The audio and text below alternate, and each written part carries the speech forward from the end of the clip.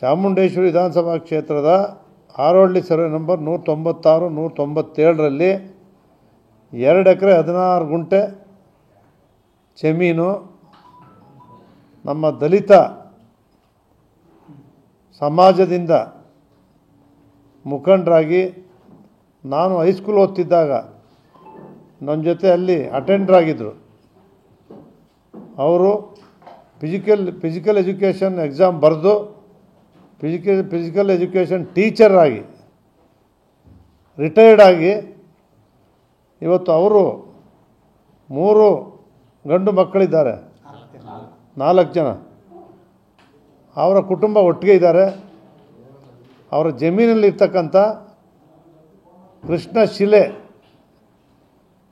ಅದು ಹಾರೋಹಳ್ಳಿ ಗ್ರಾಮದ ದಲಿತ ಸಮಾಜದ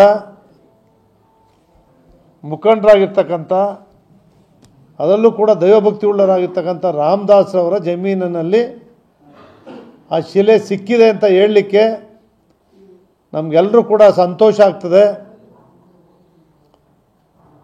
ಇಡೀ ಭಾರತ ದೇಶದ ಅಯೋಧ್ಯೆಯಲ್ಲಿ ಸ್ಥಾಪನೆ ಮಾಡಿರ್ತಕ್ಕಂಥ ಎಲ್ಲರೂ ಕೂಡ ಬಾಲರಾಮ ಅನ್ನೋದಕ್ಕೆ ರಾಮಲಲ್ಲ ಅಂತ ಏನು ಹೇಳ್ತಾ ಇದ್ದಾರೆ, ಆ ಒಂದು ರಾಮಲಲ್ಲ ಅನ್ನೋ ವಿಗ್ರಹ ಕರ್ನಾಟಕ ರಾಜ್ಯದ ಚಾಮುಂಡೇಶ್ವರಿ ವಿಧಾನಸಭಾ ಕ್ಷೇತ್ರದ ದಲಿತ ಮುಖಂಡ ರೈತ ಹಾರೋಹಳ್ಳಿ ಗ್ರಾಮದ ಜಮೀನಿನಲ್ಲಿ ಮೂಡಿ ಬಂದಿರತಕ್ಕಂಥ ಶಿಲೆ ಅಂತ ಹೇಳಲಿಕ್ಕೆ ನಮಗೆಲ್ಲರಿಗೂ ಕೂಡ ಸಂತೋಷ ಆಗ್ತದೆ. ಮೈಸೂರಿನವರಾದಂಥ ಅರುಣ್ ಯೋಗಿಯವರೇ ಇದನ್ನು ಕೆತ್ತಿದ್ದಾರೆ ಅಂತಕ್ಕಂಥದ್ದು.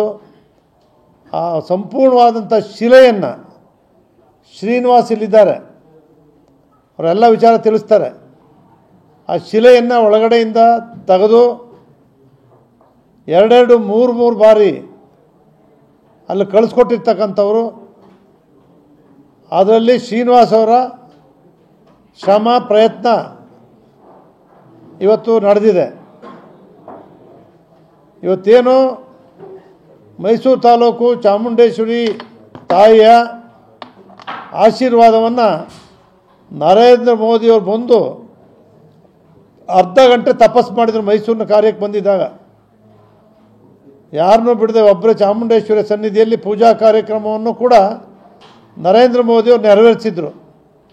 ಆ ಚಾಮುಂಡೇಶ್ವರಿ ತಾಯಿಯ ಆಶೀರ್ವಾದದಿಂದ ನರೇಂದ್ರ ಮೋದಿಯವರು ರಾಮನ ಭಕ್ತರು, ಅವರ ಆಸೆಗೆ ಚಾಮುಂಡೇಶ್ವರಿ ತಾಯಿಯ ಆಶೀರ್ವಾದವೇ ಕಾರಣ ಅಂತಕ್ಕಂಥದ್ದು ಇದರಿಂದ ಸಾಬೀತಾಗಿದೆ.